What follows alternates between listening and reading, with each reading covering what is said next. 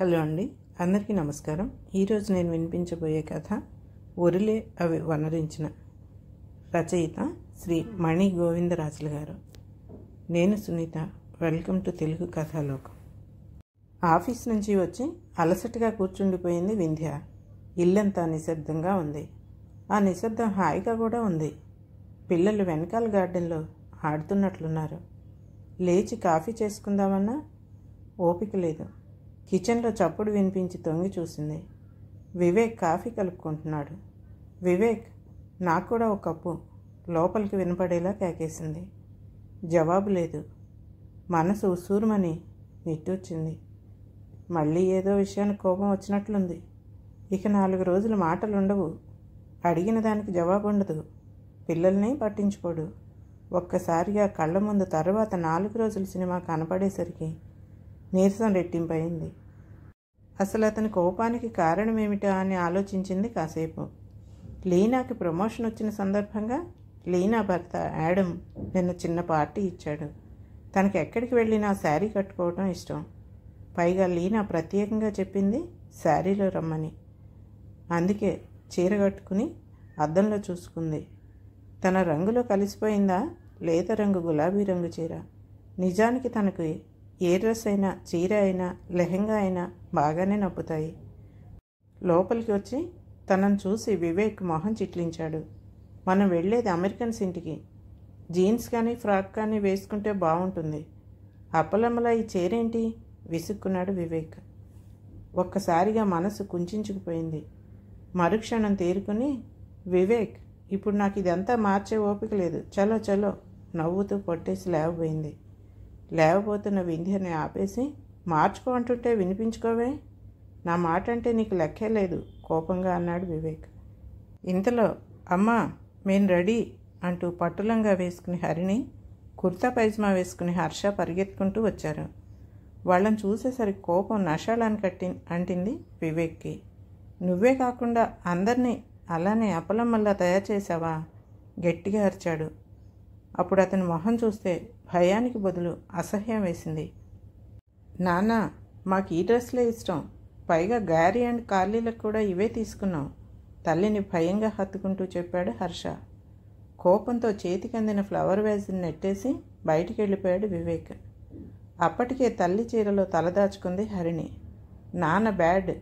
తండ్రి వెళ్ళాక చీరలో నుంచి చూస్తూ తల బయటికి పెట్టి అక్కసుగా అంది హరిణి. ఆ సమయంలో దాని మొహం చూస్తే నవ్వొచ్చింది, కానీ వెంటనే వాళ్ళ భయం చూసి జాలేసింది వింధ్యకి. ఓయ్ బంగారాలు, నాన్న కోపం చూసి భయపడ్డారా? ఉత్తిదే. చూడండి, ఇప్పుడే మళ్ళీ పిలుస్తాను, పదండి పదండి. గ్యారీ వాళ్ళు మీకోసం బోలెడు ప్లాన్స్ వేసి ఉంచారు. లేట్ అయితే అవన్నీ మిస్ అవుతారు. అవును, కానీ కార్లీ తనిచ్చే సర్ప్రైజ్ గిఫ్ట్ మిమ్మల్ని గెస్ట్ చేయమంది చేశారా అనటంతో వెంటనే డైవర్ట్ అయ్యారు ఇద్దరు. అక్కడికి వెళ్తున్నామన్న ఉత్సాహం వచ్చేసింది. పరిగెడుతూ బేస్మెంట్కి వెళ్ళారు. కానీ అక్కడ తండ్రి కనపడలేదు. అంతే స్పీడ్తో వెనక్కి వచ్చేశారు. అమ్మా, నాన్న లేడు పార్కింగ్లో, కారు కూడా లేదు, గసపోసుకుంటూ చెప్పారు. అర్థమైపోయింది వింధ్యకి. వెళ్ళిపోయాడు ఎక్కడికో. కోపం వచ్చినప్పుడల్లా అంతే, వెంటనే చెప్పింది. నాన్న ఇప్పుడే నాకు మెసేజ్ చేశారు, డైరెక్ట్గా అక్కడికే మనల్ని రమ్మన్నారు, పదండి వెళ్దాం. ఈ లోపల గెస్ట్ చేస్తూ ఉండండి, నేను క్యాబ్ బుక్ చేస్తానని చెప్పి ఊబర్ బుక్ చేసి తాళాలు అవి చూసుకుని వచ్చే లోపల క్యాబ్ గుమ్మం దగ్గర ఉంది. అక్కడికి వెళ్ళేసరికి వివేక్ అందరితో చలాకీగా నవ్వుతూ తుళ్ళుతూ మాట్లాడుతున్నాడు. ఒళ్ళు మండిపోయింది వింధ్యకి. సమాయించుకుని నవ్వుతూ ఎదురొచ్చిన లీనాతో లోపలికి వెళ్ళింది. చక్కగా అరేంజ్ చేసింది లీనా పార్టీని. లీనా హస్బెండ్ యాడమ్ చాలా హుందాగా ఉంటాడు.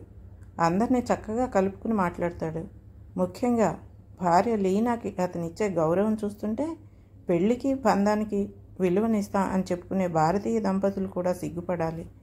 ఆ మాట అంటే వాడు ఆడంగి వెధవా అంటాడు వివేక్. గ్యారీ కార్లీలు కూడా చాలా పొంగిపోయారు వాళ్ళ డ్రెస్సులు చూసి. వెంటనే వెళ్ళి అవి ధరించారు. లంగాను గుండ్రంగా తిప్పుతూ కార్లీ, హరిణి ఆటల్లో పడిపోయారు. గ్యారీ హర్షలు గ్యారీ రూమ్లోకి వెళ్ళి గేమ్స్ ఆడుకోవటం ప్రారంభించారు. పార్టీలో వీరు కాక ఇంకో ఇండియన్ ఫ్యామిలీ, 3 అమెరికన్ ఫ్యామిలీలు కూడా ఉన్నాయి. ఇండియన్ ఫ్యామిలీలోని తల్లి కూతుళ్ళు పూర్తి పాశ్చాత్య దుస్తుల్లో ఉన్నారు. చూపులేవో గుచ్చుకుంటున్నట్లయి వెనక్కి చూసింది. వాళ్ళని చూడన్నట్లుగా సైగ చేస్తున్నాడు వివేక్ కళ్ళతో. మాట్లాడకుండా అక్కడి నుండి వెళ్ళిపోయింది. మిగతా 3 అమెరికన్ ఫ్యామిలీ వాళ్లకు వింధ్య డ్రెస్ చాలా నచ్చింది. చాలా మెచ్చుకున్నారు కూడాను. అది వివేక్ని ఇంకా ఇరిటేట్ చేసింది. కార్లీ అందరికీ మంచి గిఫ్ట్స్ ప్రజెంట్ చేసింది. ఇంటికి వస్తుంటేనే కార్లో నిద్రపోయారు పిల్లలిద్దరూ. మర్నాడు పక్క విలేజ్ క్యాంప్ ఉండటంతో పిల్లల్ని స్కూల్లో డ్రాప్ చేయమని మెసేజ్ పెట్టి వాళ్ళంతా లేవకముందే వెళ్ళిపోయింది వింధ్య. లేట్ అవుతుందనిపించి పికప్ కూడా చేసుకోమని మెసేజ్ చేసి ఇంటికి వచ్చేసరికి 6 అయింది. చాలా అలసటగా ఉంది.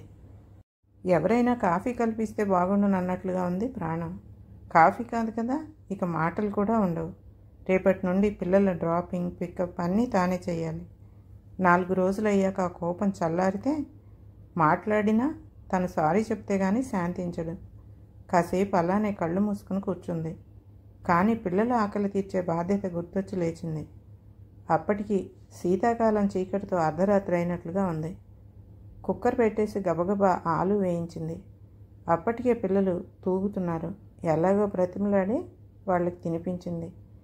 ఆఖరి ముద్ద పూర్తవుతూనే నిద్రలోకి జారుకున్నారు ఇద్దరూను. మూతి తుడిచి దిష్టి తీసి ఇద్దరి నుదుటి మీద ముద్దు పెట్టుకుంది. లేచి చేయి కడుక్కుని వచ్చి వాళ్ళని సరిగా పడుకోబెట్టి బ్లాంకెట్ కప్పింది. వంటింట్లోకి వెళ్ళి డైనింగ్ టేబుల్ సర్ది తాను పెట్టుకుని తినేసి మిగతావన్నీ మూతలు పెట్టేసి గదిలోకి వెళ్ళిపోయింది. అంతసేపు కూడా వివేక్ టీవీ చూస్తూ కూర్చున్నాడే కానీ పిల్లలు ఏడుస్తుంటే వాళ్ళని ఓదార్చలేదు సరికదా. హరిని దగ్గరికి వెళ్తే నెట్టేశాడు. మమ్మీ దగ్గరికి వెళ్ళు అంటూ. తాను దగ్గరికి తీసుకుంటూ వంట చేయాల్సి వచ్చింది. పడుకున్నదే కానీ నిద్ర పట్టలేదు వింధ్యకి. కళ్ళల్లో నుండి కారుతున్న కన్నీళ్లకు దిండు తడుస్తుంది. మనసు వేదనతో భారంగా అయ్యింది. తనకే ఎందుకిలా? నిజానికి ఏ లోటు లేని జీవితం తమది. ముత్యాల్లాంటి పిల్లలు, ఏ బాధ్యతలు లేవు. హాయిగా ఆడుతూ పాడుతూ గడపాల్సిన జీవితం. నిజానికి వివేక్ పూర్తి చెడ్డవాడు కూడా కాదు. కానీ రెండో మనిషి ఉన్నాడు తనలో. మొదటివాడు బయట వాళ్ళకి ఇష్టడు, రెండోవాడు పూర్తి వ్యతిరేకం. వివేక్ ఆఫీస్ నుంచి ఇంటికి వచ్చాడంటే భయం. ఏ క్షణానికి ఏ రకమైన మూడ్తో ఉంటాడో తెలీదు. అంతేకాక విపరీతమైన కోపంతో అతను అంటున్న మాటలకు ఒక రకంగా తాను తన ఆత్మవిశ్వాసాన్ని కోల్పోతుంది. ప్రతి చిన్నదానికి పక్క వాళ్లతో పోల్చటమే, ప్రతి విషయానికి ఎత్తి చూపటమే. పెళ్ళై 10 ఏళ్ళయింది. సర్దుకోవటము, చికాకు పట్టము, ఇంకా వీలైతే అరుచుకోవటము. ఒక్కరోజైనా ఆనందంగా ఉన్నామా అంటే సందేహమే. కలిసి ఉన్నామంతే. ఇద్దరము వయసులో ఉన్నాం కాబట్టి పిల్లలు పుట్టారు. ఏదో అంతవరకే తన బాధ్యత అనుకుంటాడు. వాళ్ళ పెంపకంలో చిన్న సహాయం కూడా చేయడు. పొద్దున్నే అలారం మోతకు మెలకు వచ్చింది. బద్ధకంగా 1 నిమిషం పడుకున్నా వెంటనే చేయాల్సిన పనంతా గుర్తొచ్చి తప్పదన్నట్లుగా లేచింది. పిల్లలిద్దరూ చెరో ప్రక్కన హాయిగా నిద్రపోతున్నారు. వాళ్ళని లేపాలంటే మనసొప్పదు. కానీ స్కూల్ టైం అవుతుంది. మళ్ళీ హడావుడవుతుంది. బస్సు వచ్చే టైంకి అక్కడ ఉంచాలి. బంగారు కొండలు లేవండి.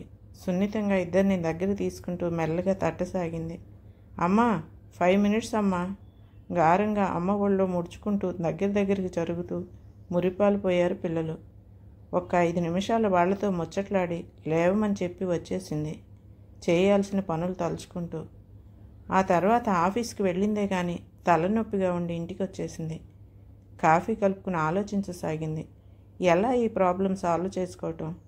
అప్పటికి ఒకసారి చూచాయిగా అత్తగారు మామగారు ఉండగా చెప్పింది.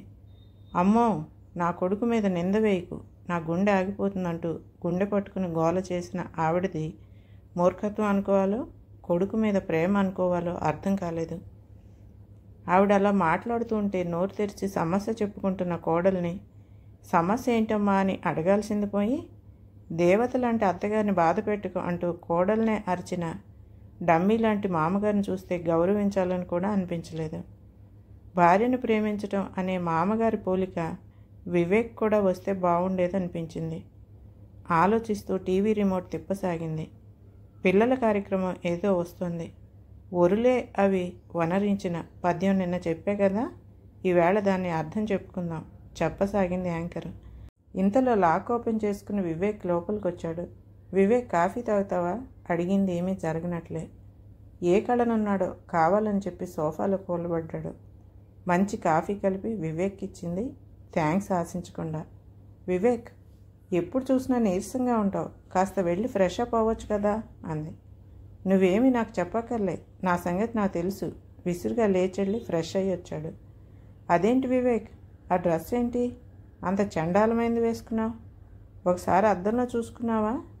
నీ కలర్కి ఆ డ్రెస్ ఏమైనా నప్పిందా? పక్కపక్క నవ్వేసింది. ఫస్ట్ టైం వింధ్య అలా మాట్లాడటం వింతగా చూసి, నాకు ఇష్టమైంది నేను వేసుకుంటాను, నువ్వెవరు అడగటానికి? విసురుగా బయటికి వెళ్ళిపోయాడు.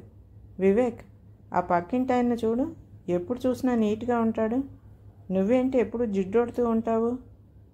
వివేక్, కీర్తన వాళ్ళ ఆయన ఎప్పుడు వాళ్ళ ఆవిడకి వంటల్లో సహాయం చేస్తూ ఉంటాడు, నువ్వెందుకు కిచెన్లోకి రావు? వారం రోజుల పాటు తగ్గేదేలే అన్నట్లు ఇలాగే వింధ్య ఏదో ఒకటి అనటం వివేక్కి కోపం వచ్చి బయటికి వెళ్ళటం జరుగుతుంది.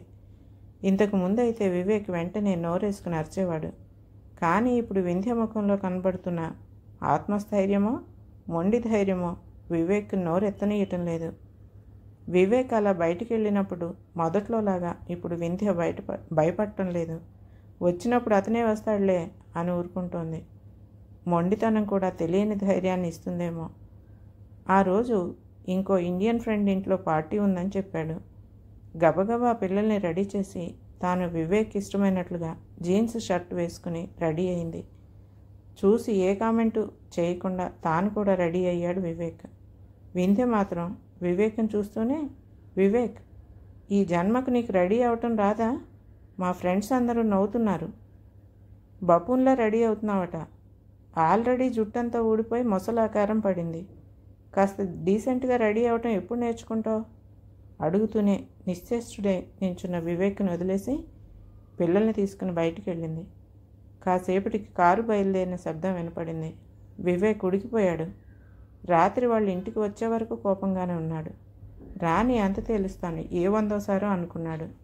రాగానే స్నానం చేసి పిల్లల్ని పడుకోబెట్టి పక్క మీద వాలబోతున్న వింధ్యను చేయి పట్టి బరబరా బయటికి లాక్కొచ్చి పడేసి బెడ్రూమ్ తలుపేశాడు. అర్థమైంది వింధ్యకు సమయం వచ్చిందని. నిన్ను చంపేస్తానేమనుకున్నావు? నన్నేమైనా అనటానికి నువ్వెవరివి? నీకేం హక్కు ఉంది? ఎంత ధైర్యం అసలు నీకు? నువ్వు మాటలు తడుముకుంటున్న వివేక్ని ఆగమని సైగ చేసి చక్కగా బాసం పట్టు వేసుకుని కూర్చుని మాట్లాడటం మొదలుపెట్టింది. వివేక్, కూర్చో. ఇప్పుడు నువ్వు అడిగావే, అదే నేను అడుగుతున్నాను. నన్ను అనే హక్కు నీకు మాత్రం ఎక్కడిది? ప్రేమిస్తున్నానని వెంటపడ్డావు.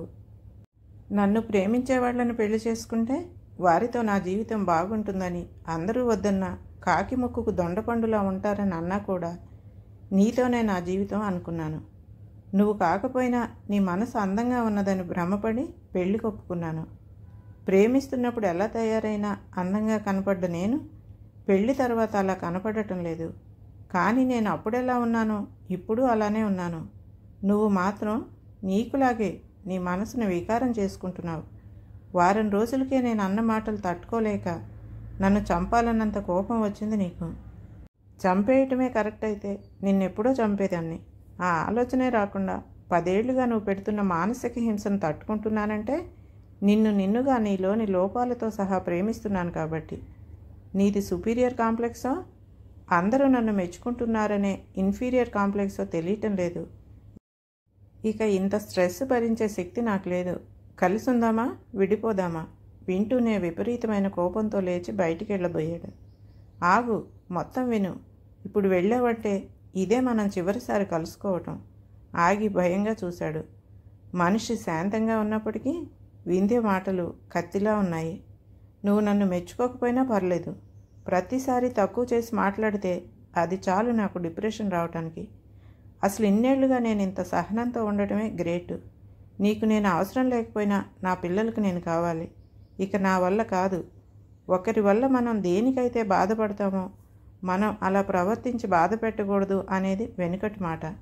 కానీ నీలాంటి మూర్ఖులకు ఎదుటివారి వేదన అర్థం కావాలంటే మీరన్నది మీకు తెలియాలి. అందుకే వారం నుండి అలా అంటున్నాను. ఇప్పటికైనా నీకు ఆ బాధ తెలిస్తే నువ్వు మారితే మనం కలిసి ఉంటాం, లేదా హాయిగా ఇద్దరము ఎవరి తోవన వాళ్ళు ఉందాం. నువ్వే నిర్ణయించుకో. ఏదైనా నాకు ఓకేనే, గుడ్ నైట్ చెప్పి వెళ్తున్న వింధ్యను నిస్సహాయంగా చూస్తూ ఆలోచనలో పడ్డాడు వివేక్. కథ సమాప్తం. ఈ కథ కనుక మీకు నచ్చినట్లయితే లైక్ చేయండి, షేర్ చేయండి మరియు సబ్స్క్రైబ్ కూడా చేయండి.